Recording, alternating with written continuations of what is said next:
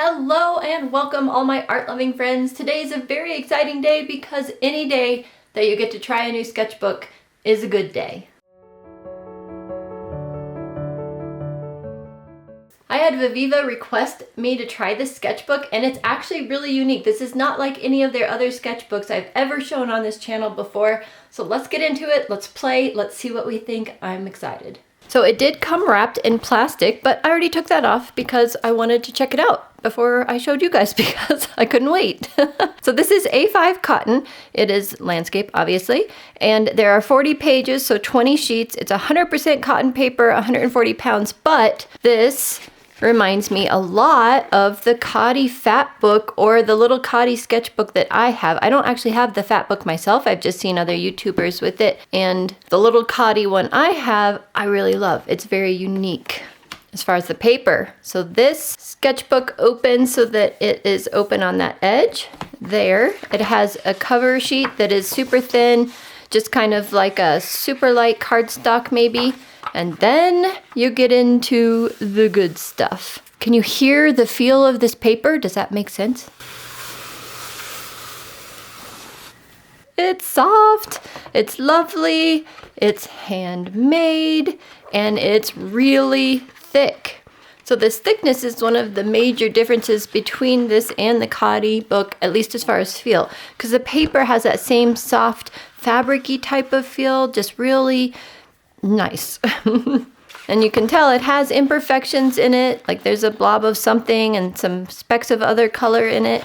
Let's see if it'll open flat. It's one thing I wasn't sure because it has this part right here, so I'm not sure if you're supposed to like fold it like that or... Okay, so the first one you need to crease. It looks like after that a couple of them might need to crease, or you just push firmly. I'm learning this along with you guys here. Okay, so these will all lay relatively flat. I always tend to clip my sketchbooks anyway, but yeah, so as you go back farther, it's much easier. Just these first few pages, I'm afraid to force it and ruin the binding. So I don't know, you might want to keep those first few folded, but it looks like if you did it a little differently than I did it just then, you could keep them a little bit more open and flat. Okay, let's paint and see what this is like with watercolors. My Holbein palette happened to be really close by, so I just grabbed that. Sometimes I tape behind it to protect the following pages, and I think I will do that. All right, we're all taped up, and I'm gonna do my standard when I don't know what to do anything kind of landscape because it uses a lot of water and it's a great test, I think, for this paper. It'll be fun. Now I'm taped the backside just to keep paint from going to the pages behind, but I didn't tape this down. So it is still gonna warp and do whatever it's going to do naturally because of that. So that'll be a fun test too. So quite a bit of water, you can probably see that, and we'll grab some of the light yellow. This one here is the lemon yellow, and I think this is the one that's fairly opaque if you get it thick. All right, we got fun stuff so far, nothing standing out. Okay, oh interesting, there's no orange in this. It says shows vermilion. Oh, that's kind of orange, but not very orange. I think I'll mix that with some yellow. Completely contaminate everything, right? Ooh, that paper texture is kind of starting to show through now in these darker colors. All right, that's kind of fun. Get into more of a sunset type color up here. Well, they're all sunset colors, but you know what I mean. A little purple. Didn't want that there, actually. Don't know what I was thinking. Get some more deeper colors going in here. Now that it's kind of at the more drier stage, it's kind of fun to put these deeper colors in. Oh, that's pretty. Okay, reflection. Get some of that orange out of there. So this is a painting anyone can do in a very short amount of time. So I encourage you to try it if you want. I often have limited time to paint, but I want to see color go down on the paper. And this is a fun one to do.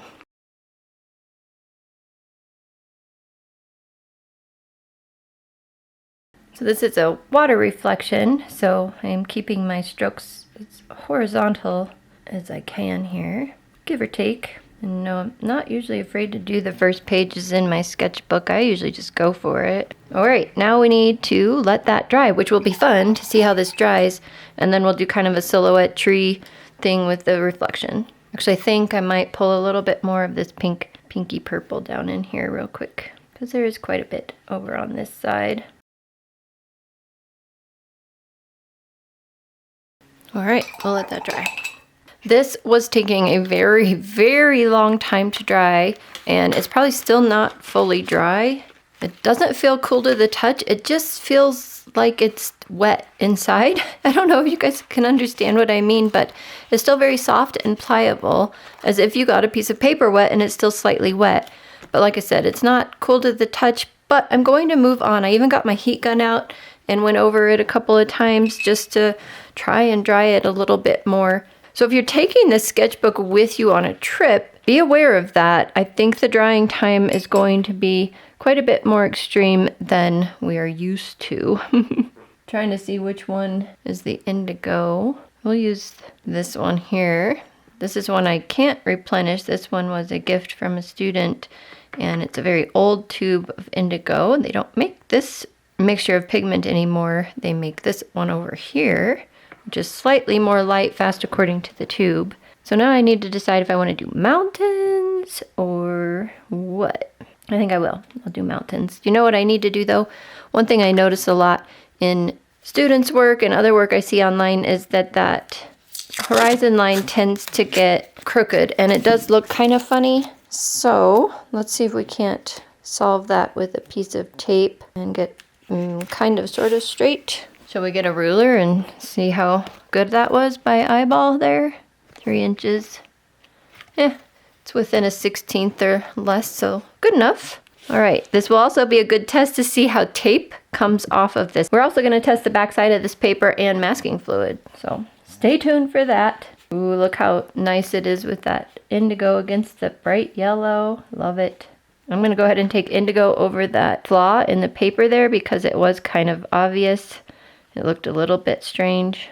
So covering that up with a nice dark bit of watercolor. I haven't gone through every other page in this book to see if there are more big blobs like that, but I've glanced through it and that was the only really obvious one at a quick glance. Obviously, as we go and use these pages, we'll be figuring out a lot more.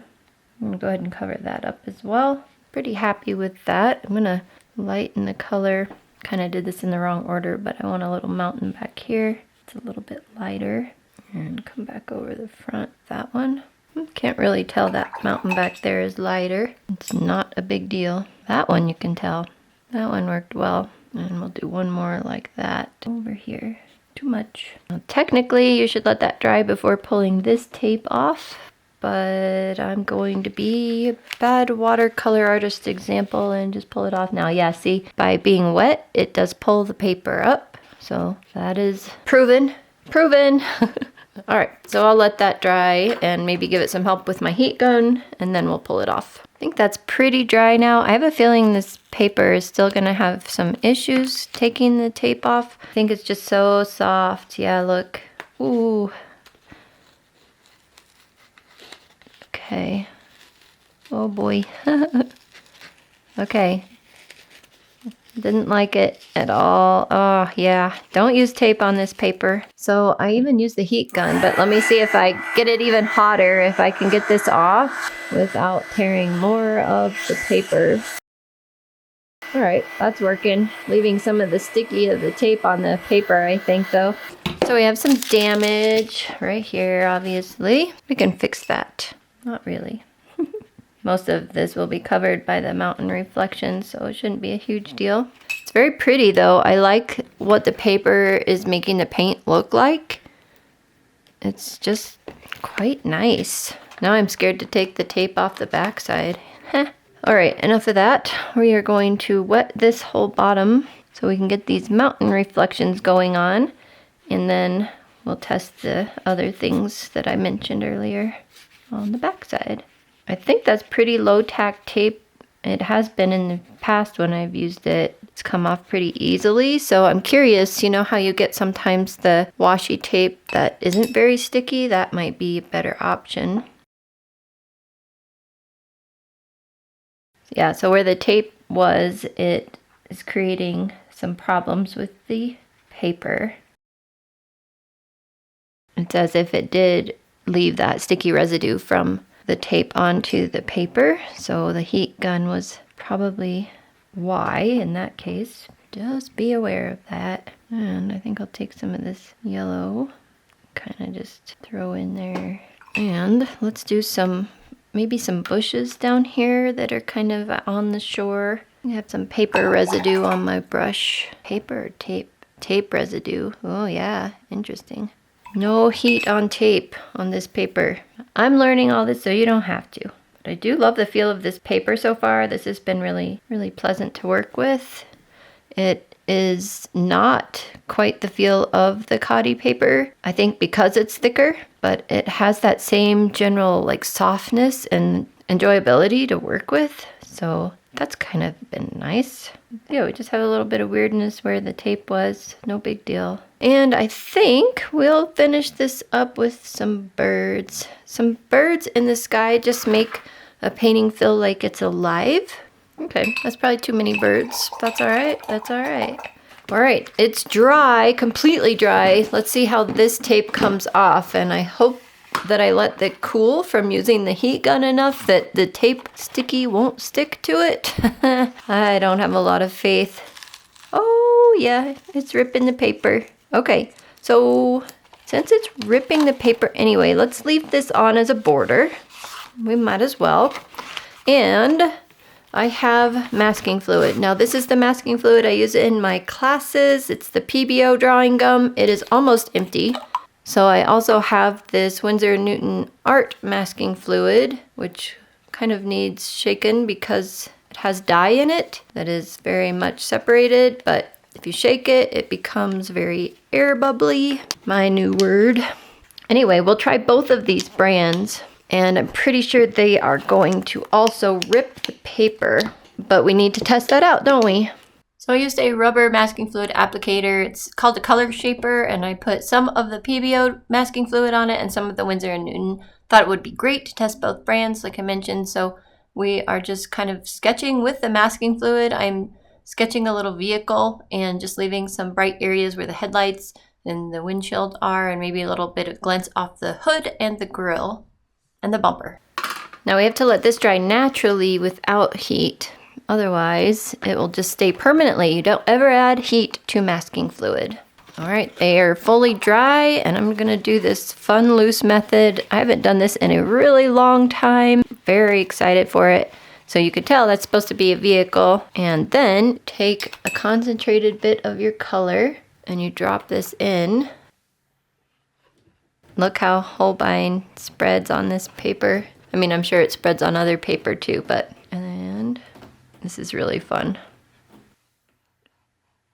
I guess we chose an orange vehicle for this, huh? Let's see, we'll come around these lights and across the grill. Love it. Just love it. Shall we pull in some indigo from the previous page? Kind of see what we can do there. Ooh. It's very much spreading. And I think some in here.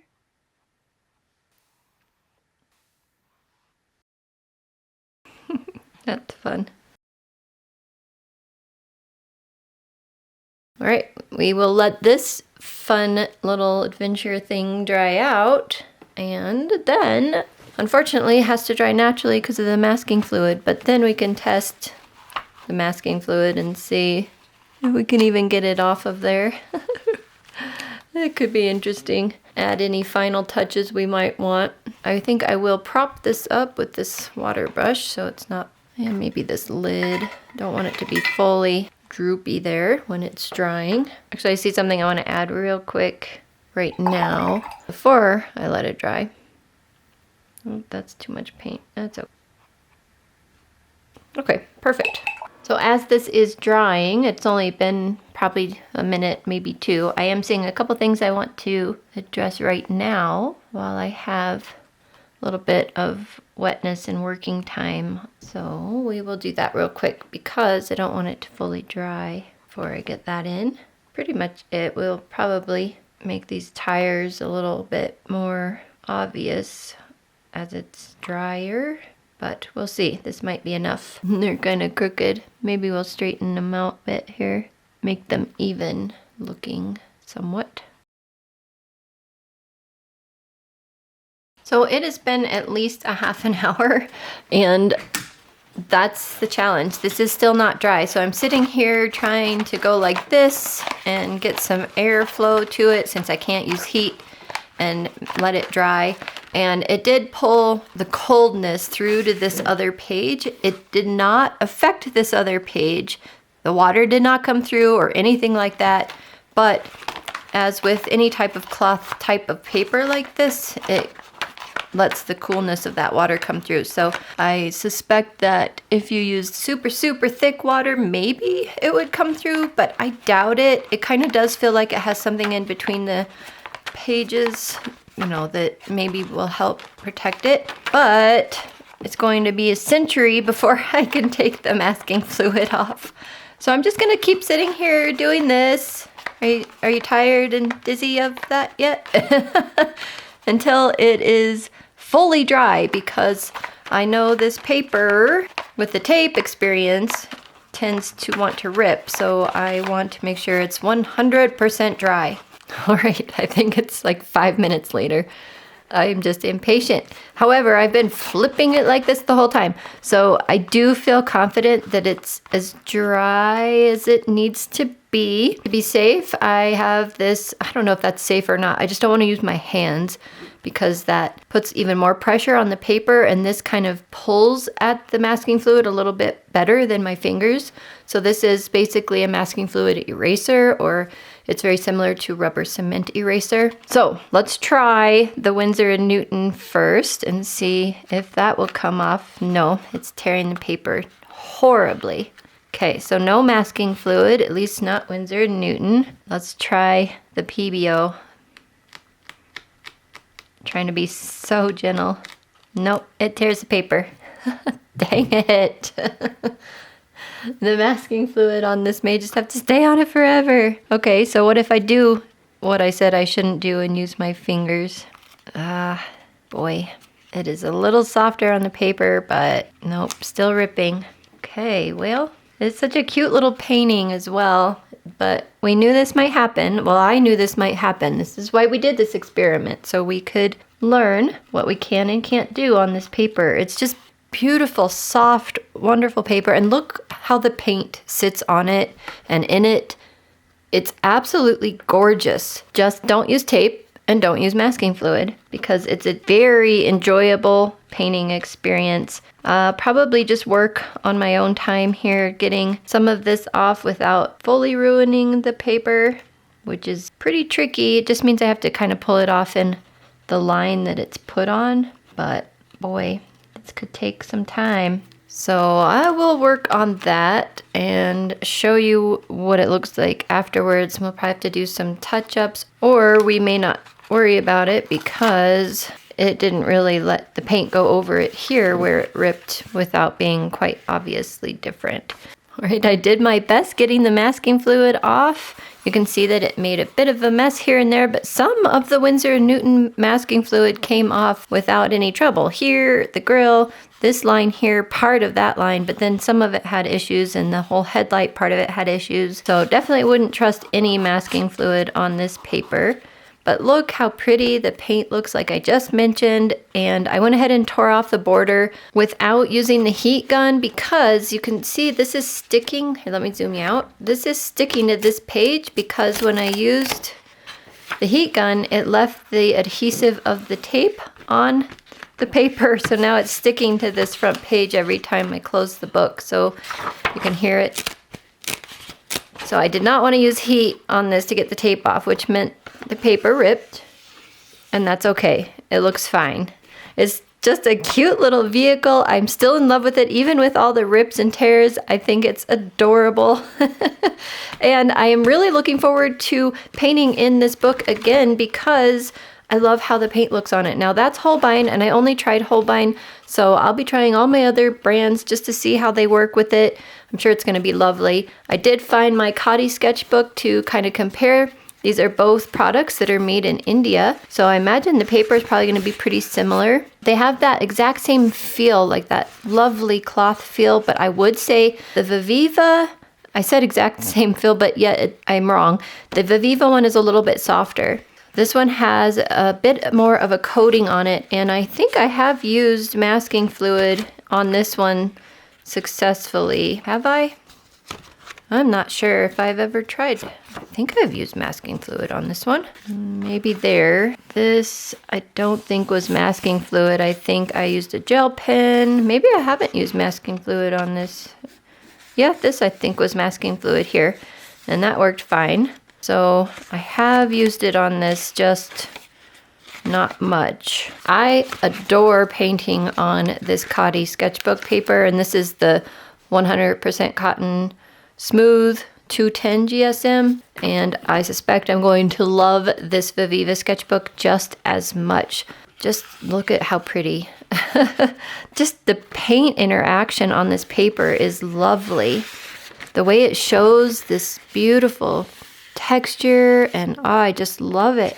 So we'll just keep using it on this channel, and I'll just keep you updated. But if you want to try out this sketchbook, it is available on Amazon and on Viviva's website, I believe. So I will put both links down below. If you use their website, if it's there, then you'll get 10% off if you use that code down below that I'll leave for you. Give you a bit of a discount, which would be nice. And yeah, if you try this out, let me know. I am dying to know of your experience with it. If you found any other products that do and don't work with it, I will continue to use it. Like I said, we'll try other watercolors. We should try inks. We should probably try fine liner. I should do that now. I'm sure this is going to work just fine. We'll sign it. Oh yeah, nice and soft and smooth. We'll do Holbein watercolors up here. And the date. I have no idea what day it is. Okay. Yeah, fine liner works really smoothly on this. It does not catch like normal watercolor paper. It's like you're writing on this beautiful soft surface that is meant for fine liners. So that's pretty neat. Can you guys see how smooth that is? It's very nice. Now I'm just generalizing here. I haven't tested every single tape out there, nor am I going to. But in general, we need to know that. Well, thank you so much for joining me in this fun test of this sketchbook. This is pretty cool. I do like painting in this with watercolor more than I like their more smooth paper. So I am excited to have this sketchbook. It'll be one that I will go back to again and again. All right, guys, I hope you have a great weekend if you're watching this the day it was released, and I will see you in the next video. Bye for now. We're gonna watch the dogs go out. It's pretty funny. There.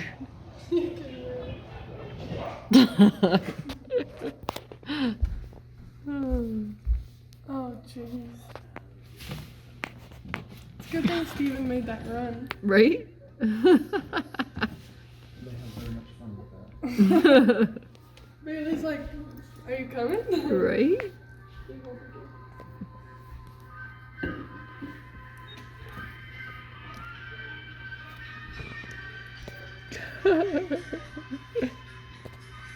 Jack and his brother Bruno and Bailey. Oh, and this is their sister Lucy. Boom. That one's not straight either. There's Dubsy. It still looks good. Where do I put this one? I don't know. You're the one that wanted it. Oh, he's got the ball. Oh, The dogs are, they did not figure out the ball thing. You have another one of these stickers? Not a little one. Oh, funny. Give me this one then. I want the truck.